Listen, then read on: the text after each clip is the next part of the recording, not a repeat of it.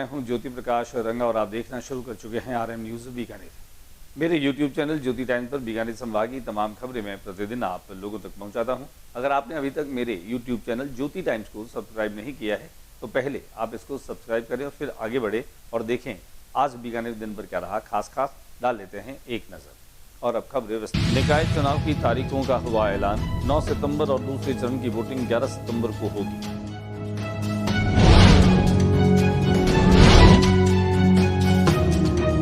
जिला कलेक्टर श्री निशांत जैन ने नशा मुक्ति केंद्रों के नियमित निरीक्षण और स्कूल कॉलेजों में जागरूकता बढ़ाने के दिए निर्देश।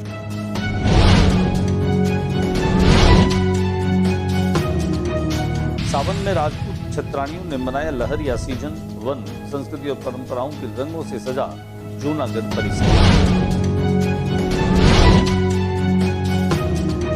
स्वास्थ्य केंद्र जर्जर हालत में कभी भी हो सकता है बड़ा हादसा।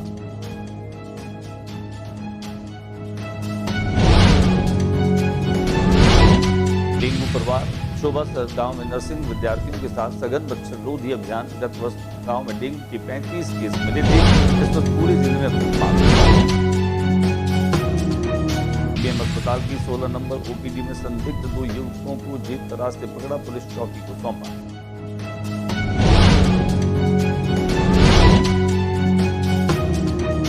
छह वर्षीय हितेश की अनूठी शिव भक्ति। कोलायत से कांवड़ लेकर पहुंचा बीकानेर।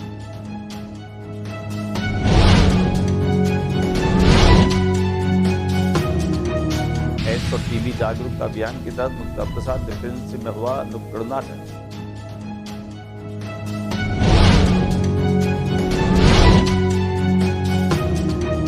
कोर्ट के आदेशों की अनदेखी पर भड़के वीडियो। जिला परिषद घेराव की दी चेतावनी।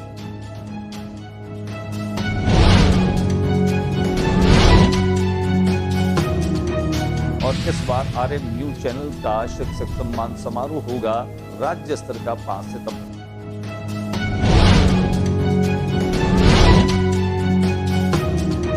निकाय चुनाव की तारीखों का ऐलान हो चुका है। सितंबर के महीने में 9 व 11 सितंबर को 2 चरणों में निकाय के चुनाव संपन्न होंगे। नगरीय निकाय आम चुनाव 2026 के कार्यक्रमों की घोषणा।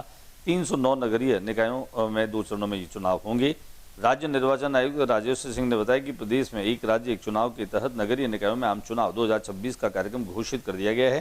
प्रदेश के 309 नगरीय निकायों जिनमें 10 नगर निगम, 47 नगर परिषद और 252 नगर पालिकाएं शामिल हैं।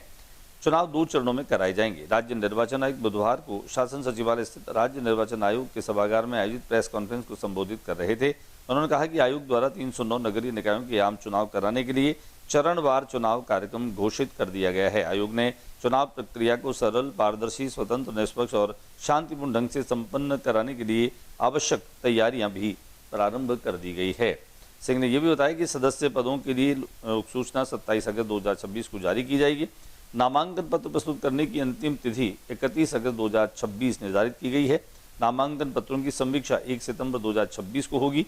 अभ्यर्थिता वापस लेने की अंतिम तिथि 3 सितंबर 2026 निर्धारित की गई है और इस दिन अपराह्न 3 बजे तक अभ्यर्थिता वापस ली जा सकेगी। चुनाव चिन्हों का आवंटन 4 सितंबर 2026 को किया जाएगा। सदस्य पदों के लिए मतदान 2 चरणों में होगा। प्रथम चरण का मतदान 9 सितंबर 2026 और दूसरे चरण का मतदान 11 सितंबर 2026 होगा। मतदान का समय सुबह 7 बजे से लेकर शाम को 6 बजे तक रहेगा। दोनों चरणों में मतदान की गणना 14 सितंबर 2026 को की जाएगी। अध्यक्षीय पदों के लिए लोक सूचना 15 सितंबर 2026 को जारी की जाएगी।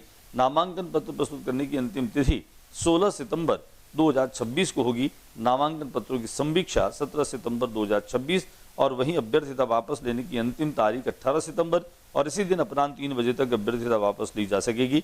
चुनाव चिन्हों का आवंटन 18 सितंबर 2026 को अभ्यर्थिता वापसी का समय समाप्त होने के तुरंत पश्चात लिया जा सकेगा। जिला कलेक्टर निशांत जैन ने नशा मुक्ति केंद्रों के नियमित निरीक्षण और स्कूल कॉलेजों में जागरूकता बढ़ाने के निर्देश दिए। पुलिस प्रशासन मिलकर बढ़ाएगा कार्रवाई। नशे की सूचना देने के लिए जारी किया गया व्हाट्सएप नंबर।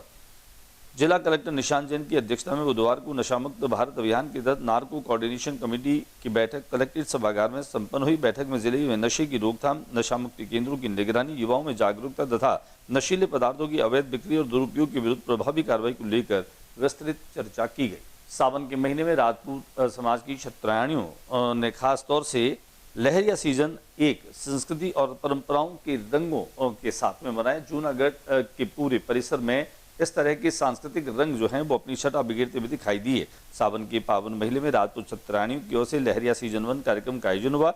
ऐतिहासिक जूनागढ़ दुर्ग के प्राचीन परिसर में उत्साह और उमंग के साथ किया गया। कार्यक्रम की मुख्य अतिथि भारतीय जनता पार्टी की विधायक सुश्री सिद्धि कुमारी थी। आयोजन में क्षत्रिय समाज की महिलाओं ने बढ़ चढ़कर भाग लिया।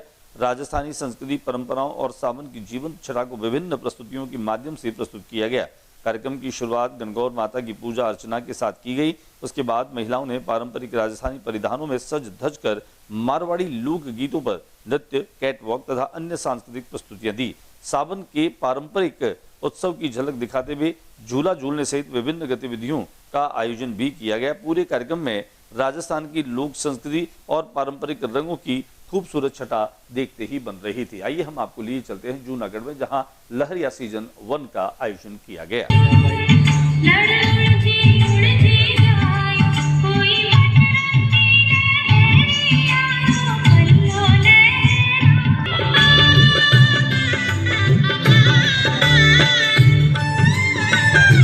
बीकानेर के स्वास्थ्य केंद्र की जर्जर हालत को देख करके अब जो है वह कहीं कहीं आदमी को खतरे का एहसास होने लगा है और ये बड़ा हादसा कभी भी हो सकता है। श्री डूंगरगढ़ विधानसभा क्षेत्र के गांव सत्तासर में बनाया स्वास्थ्य केंद्र जर्जर हो चुका है। केंद्र की छत का प्लास्टर गिर गया। गनीमत रही कि उसी दौरान कोई जनहानि नहीं हुई, लेकिन आज भी स्वास्थ्य कर्मी इस जर्जर भवन के नीचे बैठकर मरीजों का इलाज कर रहे हैं। प्रदेश में स्वास्थ्य सेवाओं को लेकर बड़े दावे किए जा रहे हैं, लेकिन श्री डूंगरगढ़ उपखंड के इस गांव में जर्जर भवन की डरावनी तस्वीर देखकर सवाल यही खड़ा हो रहा है कि जीवन के साथ खिलवाड़ कब तक चलेगा और जर्जर भवन की जगह नया भवन आखिर कब बनेगा। शोभासर गांव में नर्सिंग विद्यार्थियों के साथ सघन मच्छररोधी अभियान चलाया जा रहा है। गत वर्ष गांव में डेंगू के 35 केस मिले थे। इस वर्ष जिले में अब तक 9 केस मिले हैं। मौसमी बीमारियों की रोकथाम के लिए चिकित्सा और स्वास्थ्य विभाग द्वारा बुधवार को शोभासर गांव में नर्सिंग विद्यार्थियों के सहयोग से सघन एंटी लार्वा और एंटी एडल्ट गतिविधियां संचालित की गई। सीएमएचओ डॉक्टर पुखराज साहब ने बताया कि एपिडेमियोलॉजिस्ट नीलम प्रताप सिंह राठौड़ के नेतृत्व में टीमों की गाँव के 142 घरों का सर्वे कर 163 जल पात्रों में लार्वा रोधी टेलीकॉम डाला गया तथा रुके हुए गंदे पानी में MLO का उपयोग किया गया। राठौड़ एवं सहायक मलेरिया अधिकारी अशोक व्यास ने ग्रामीणों को डेंगू, मलेरिया, चिकनगुनिया से बचाव, लक्षण और उपचार की जानकारी दी। बीकानेर संभाग के सबसे बड़े अस्पताल PBM की OPD में 2 संदिग्ध लोगों को पकड़ा और पुलिस चौकी में सौंप दिया। PBM अस्पताल की 16 नंबर OPD में आज संदिग्ध 2 युवकों को लोगों ने पकड़ लिया। लोगों का आरोप है कि दोनों युवक जेब तराशने का प्रयास कर रहे थे, तभी लोगों ने युवकों को पकड़ लिया। बाद में गार्ड और स्टाफ के लोग भी एकत्रित हो गए। फिलहाल दोनों युवकों को PBM चौकी पुलिस को सौंप दिया गया। TB और एड्स की जागरूकता के लिए मुक्ता प्रसाद के डिस्पेंसरी में नुक्कड़ नाटक का आयोजन किया गया। मरु महिमा लोक कला मंडल बीकानेर के द्वारा HIV और एड्स TB से संबंधित जन जागरूकता अभियान के तहत बीकानेर शहर के मुक्ता प्रसाद कॉलोनी में गीत और नाटक के माध्यम से सांस्कृतिक कार्यक्रम प्रस्तुत किए गए। कोर्ट के आदेशों की अनदेखी के बाद में वीडियो जो है वो भड़के जिला परिषद घेराव की चेतावनी भी दी। कोर्ट के आदेशों की अनदेखी पर भड़के वीडियो कोलायत में वीडियो को सौंपा ज्ञापन। 24 अगस्त को बीकानेर जिला परिषद के घेराव का ऐलान किया गया। ग्राम विकास अधिकारी संघ उपशाखा कोलायत ने ट्रांसफर, पदस्थापन और बकाया वेतन भुगतान से जुड़े कोर्ट के आदेशों की पालना न होने पर प्रशासन के खिलाफ मोर्चा खोल दिया। वीडियो संघ के प्रतिनिधि मंडल में जिला प्रतिनिधि रामचंद्र मेघवाल, ब्लॉक अध्यक्ष शक्तिशेखर सिंह, मंत्री शिवानी गिरी व समस्त ग्राम विकास अधिकारियों ने विकास अधिकारी कोलायत को ज्ञापन सौंपकर चरणबद्ध आंदोलन की चेतावनी दी। संघ का कहना है कि यदि कोर्ट के स्टे व अपास्त आदेशों पर तुरंत अमल नहीं हुआ तो 24 अगस्त को बीकानेर जिला परिषद का घेराव किया जाएगा। बैठक में रणनीति बनी, पहले भी दिया था ज्ञापन। संघ के पदाधिकारियों ने बताया कि 16 अगस्त को बीकानेर में आयोजित जिला कार्यकारिणी की बैठक में यह निर्णय लिया गया।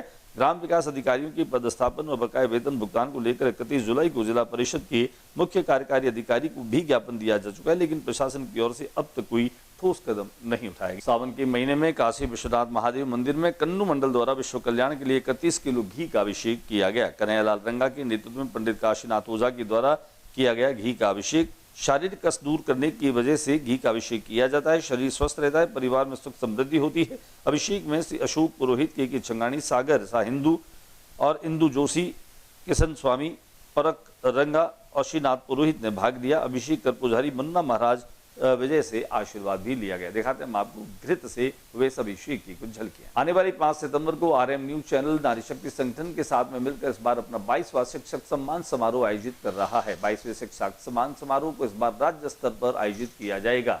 इस आयोजन से जुड़ी नारी शक्ति की टीम की संस्थापिका और अध्यक्ष श्रीमती मधु खत्री ने जानकारी देते हुए बताया कि कुल मिलाकर के न केवल इसमें शिक्षकों का सम्मान होगा, बल्कि वे शिक्षक और वे शिक्षा सेवी जिन्होंने अपने जीवन में शिक्षा के लिए अप्रतिम योगदान दिया है और वे तमाम शिक्षण संस्थाएं जिन्होंने 100% परीक्षा परिणाम दिया है, उन संस्थाओं का भी सम्मान किया जाएगा। आज के बुलेटिन में बस इतना ही। अगले बुलेटिन में नई गतिविधियों के साथ इस एमएसटी चैनल पर फिर मुलाकात होगी। न्यूज रूम से ज्योति रंगा को इजाजत दीजिए। नमस्कार। अगर आपने अभी तक मेरे चैनल को सब्सक्राइब नहीं किया है तो पहले इसको सब्सक्राइब करें, फिर आगे बढ़े। नमस्कार।